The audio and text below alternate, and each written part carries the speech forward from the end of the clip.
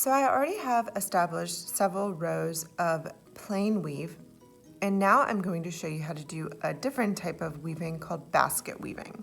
I'm going to start with another piece of yarn, folding it over and pinching it to thread my needle. And again, since you're not sewing, you can tie your thread onto your needle. So basket weave, I'm going to take 2 rows at a time instead of 1. And because I've got these tunnels established over here, when I start a new row, I'll have a way to hide or tuck in my threads.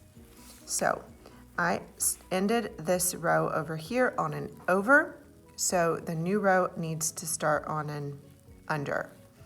And this time I'm going to go under 2, over 2, under 2, over 2, under 2,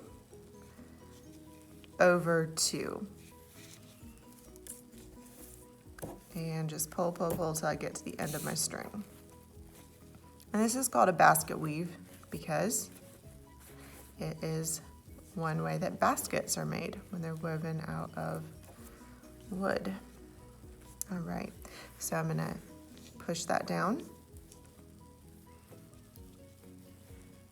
And remember, when I start coming back across, I don't want to pull really tight because that is going to make my warp strings kind of get sucked in. And I already have that going a little bit right now, so I want to make sure I'm not as tight going forward.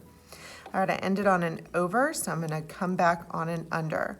Under 2, over 2, under 2, over 2, under 2, over 2, and pull, pull, pull.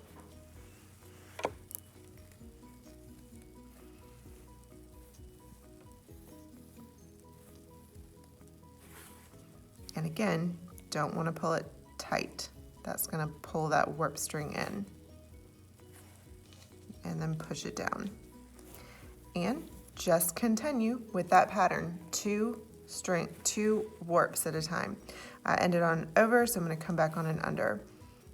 Under 2, over 2, under, over, under, over.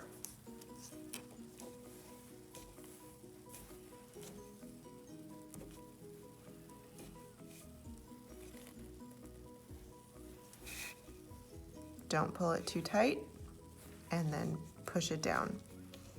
And you will probably want to get at least 5 or 6 rows of that basket weaving done so that you can really see the difference. But you can already start to see it, that it's a little bit puffier than the simple weave. I'm going to go ahead and weave a few more rows and use Movie Magic to show you what it looks like when it's finished.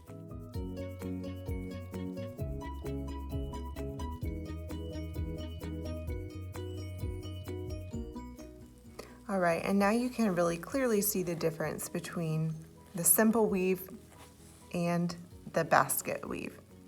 Now before I go on to another type of weaving, because I was using 2 warp strings at a time, if I want to transition to another type of weaving, I need to get a couple rows of a plain weave back in there so that I can re-establish the distances between my warp strings. So I'm going to go ahead and start to weave some plain weave, 2 or 3 rows, so that we can get ready for a new type of weaving in the next video.